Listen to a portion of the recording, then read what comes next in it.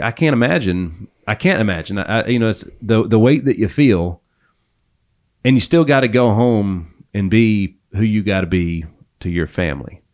So it's like, not only is it God's work, but like, dude, it's extremely heavy, and I'm sure you feel a lot of that same weight. Yeah. How do you deal with it? I'm still working on that, to be honest. I had some good friends of mine do an intervention on me at 4 years clean last year. Well, I mean, it's like they say on the airplane, you can't save somebody if you're passed out on the floor. You got to serve yourself enough to be healthy enough to provide. Yep. Right. And I guess at that point, I hadn't taken a day off in over a year. Two guys who I really care about and think a lot of sat down with me and made a whole list of things I needed to do in my life. Things all the way from things I needed to do in business to things I needed to do with my health, to things that I needed to do in my relationships. Mm-hmm. One of them was get a therapist. You know, I'd been through the 12 steps in AA and NA twice. I guess I thought I was fixed, even though I preach to people all the time that this is something you got to battle every day. For the first time in my life, I started seeing a therapist. Okay. I had to take on a life coach, an amazing guy, Mr. Jim Murphy. He's the head of Reach United, somebody who helps me through all my business stuff, because coming into the role of CEO was something that was really difficult for me at first. I remember going to one of my graduations that we have every month and looking across the room and realizing I didn't know a lot of the clients that were there. And it bothered me for a while, because from the day one of this, I've been so involved one-on-one with every client that I've had. Right. And as we've grown, there's just not enough hours in the day for me Correct. to know 110 people. The scale factor is truly difficult. And you know, it was difficult for me to deal with it because I started questioning myself, as we do as addicts. You know, we use because we don't feel good about ourselves to start with. Okay. So we struggle with things like that. And that was one of my struggles, was like, am I doing what I'm supposed to be doing? How come I don't know these people? So I had to get a life coach to really help me realize what my role was as CEO. And he's helped me through a lot. I'm actually going to be in DC next week, and we'll be meeting face to face. We usually do it over Zoom. I'm meeting with him and Dr. Samuels to have dinner on Tuesday night. But this has been such a process for me. Leading an organization as big as we have, you know, I started out with $1,500 doing this out of the backseat of my car. Right. Today I have doctors who work for me and licensed therapists and 12 different properties, and we've been able to pour into over 5,000 people in just a few years. So it gets heavy. It definitely does. Well, when you're doing the right thing, you attract what you need, right? And that's so. Again, you didn't probably seek out those doctors. They probably, maybe you met them, but they saw what you were doing and like, we got to be a part of this. That's exactly right. So it's so that's how you know you're doing the right things. But like, again, you know, there was about 7 or 8 years of my life where professionally, to get where we're at, I had to work with some people that weren't good for me. Yeah. And after 8 years, it probably took me, it was like PTSD a little bit, where like I had changed and didn't even realize it. And it took me a while to get back. So I want people to understand how, like they say, you're the average of the 5 people you spend the most time with, right? Yeah. Well, dude, you were putting yourself in a really, really could be toxic situation because you weren't hanging out with those doctors and those people all the time. You're hanging out with the addicts, and right. you had to be very secure in your recovery to do that, and like, and disciplined, and like, you know, kudos to that DA, because the DA knew you were working with those people, and if you were going to fall, if like you weren't going to relapse probably by yourself, somebody's going to have to give it to you or be a part of that process. You know what I mean? I kind of want to jump in there. Let's go, because I want to explain something about, you know, when we are being of service to another person that's afflicted with what we're afflicted with, it's not about putting ourselves in the lion's den. It's about meeting that person where they're at and understanding that we've been there before and that we know what you're going through. And there's a lot of accountability in there. It's not about what I was raised on and that I had to push through something or I had to overcome something. It's not about overcoming. It's not about the running through walls to get something done. That's how I was raised. Yeah. And that didn't work. Okay. Not for me. But when somebody comes in those rooms or shows up to Troy's doorstep, the hope is in, hey, I know exactly what you're going through. I know exactly what's going to happen in court tomorrow. Yeah. And I know that court system does not need to know you for the next 8 months because that's going to take time with me. That's going to take time with going to meetings, learning the different vocabulary, and ultimately changing your life and realizing that it's not about you. And we teach them that. And that's the number one thing. When we come in there, we're the number one most selfish people in our own world. And that's why we use, that's why we drink. That's why we go get what we want when we want it. So it's not about overcoming it. It's not about putting, I feel more comfortable in a jail talking to 30 inmates than I do in this podcast right now. So I just the stigma is we got to press. That's what probably caused most of my issues was the performance. Well, pressure really don't exist, right? Yeah. It's self-inflicted. Right, exactly. And I was performing my whole life for other people. I cared too much what people thought of me. And now I live and I believe that other people's opinion is none of my business. On July 16th, 21, I was arrested, put in jail, and I walked out 10 days later, homeless, wifeless, dogless, carless. So you lost everything. Everything that I thought was mine was no longer. How long had you been an addict at that point? Since I was 13. Holy cow. So So how old were you now at this point? I was 37. 37. Yep.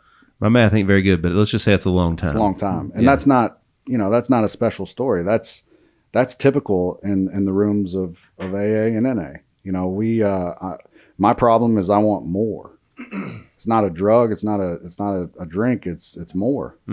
And I don't want to feel the things that I'm feeling. So I'm gonna fill myself up to make myself feel better, whatever it is. Right. A lot of my friends that are watching this knows that's the truth. And it took 37 years to really understand the pain that I was in, and it had a lot to do with my childhood and how I was raised.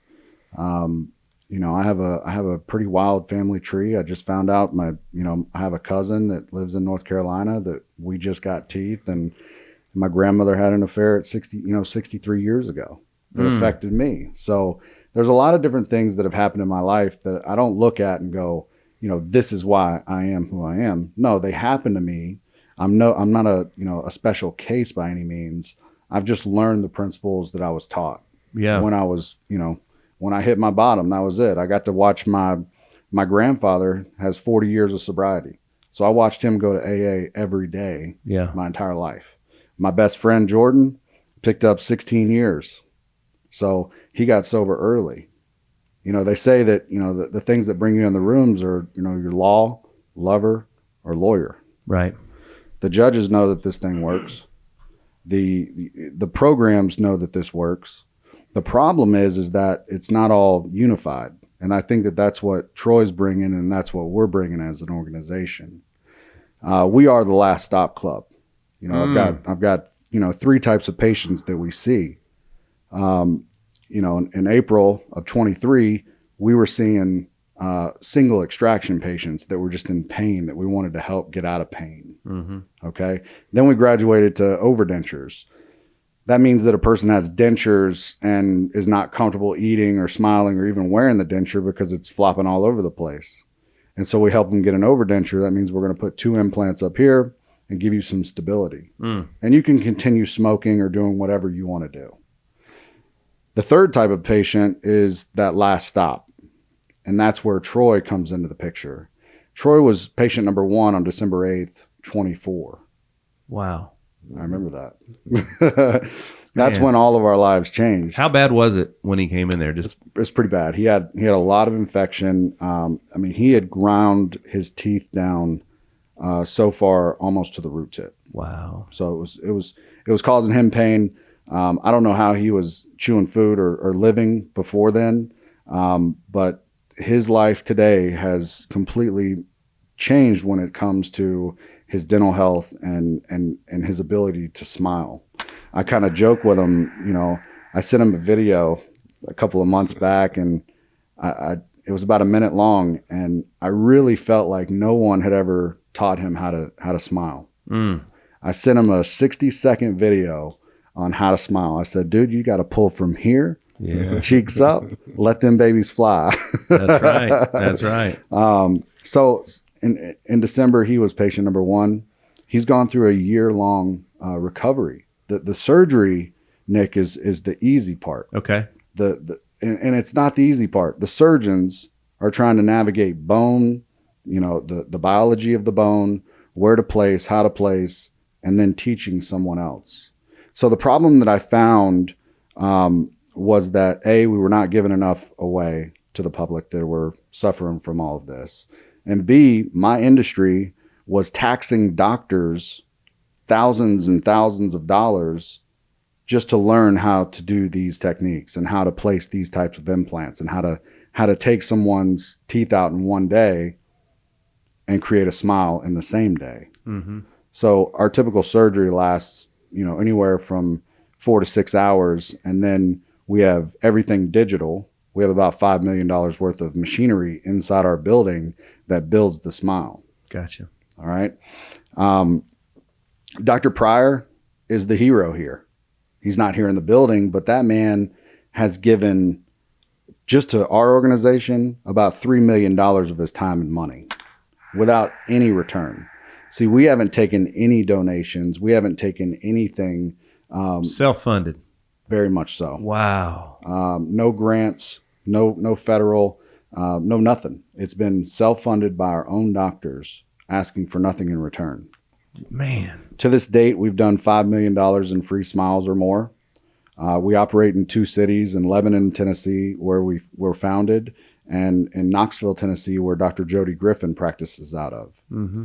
So Dr. Jody Griffin is one of the first implantologists that went and taught 20 to 30 years ago around the country. So he would actually travel and go teach other doctors how to place their very first implant. So we don't just have, you know, Chuck in a truck putting implants in. We have the very top doctors on this board of directors teaching and helping other doctors become better dentists and be able to take this back to their communities. You know, another thing that we found was that, you know, there's a problem in Nashville, and I'm just going to say it the way it is and the way that I'm kind of disappointed in. You know, when there's nonprofits that, like Troy, will receive a patient that comes in and has a tooth pain, or a judge today calls me up and says, hey, so-and-so has a busted tooth. He's in a lot of pain. Can you get him in? So as I'm standing in the shower about a month and a half ago, I said, you know what? I'm gonna create something. It's called the Pain Train. Pain Train. What is the Pain Train? The Pain Train is a group of 20 doctors in Nashville, 20 dentists in Nashville, that when Helping Hands or NAHT or Hustle Recovery or any of the other smaller nonprofits that have, you know, really strict budgets and that can't afford to pay for their patients' dental work, they send them to us. And I just go down the list. And today, Dr. Pryor could see one of the judges from Wilson County sent us a patient, Cody. And, you know, I'm not breaking HIPAA. You don't know who Cody is. But Cody's in pain. I called him up and he could barely talk. Dr. Pryor's in dual arch surgery. And I said, can you see him today? He said, absolutely. So they are our top priority, because we know that if we don't get that tooth extracted and get them help and get antibiotics flowing, where are they going to go to find relief? Sure. That's right. Yeah. That's right.